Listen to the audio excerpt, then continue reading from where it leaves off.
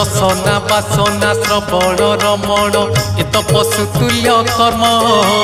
मनीष जीवन पाइछु जदि तू करि जा किछि पुण्य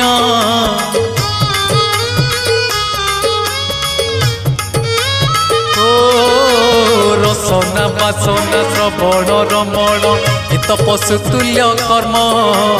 मनीष जीवन पाइछु जदि तू करि जा किछि पुण्य एई माटी देह बहुला गाई जोठू आसीछि जीव पळेई एई माटी देह बहुला गाई जोठू आसीछि जीव पळेई तो साथी रे जीवेनी केही एक जीवन तो सेई जिए प्रभु नाम धरे नाही धिक जीवन तो सेई जिए प्रभु नाम धरे नाही।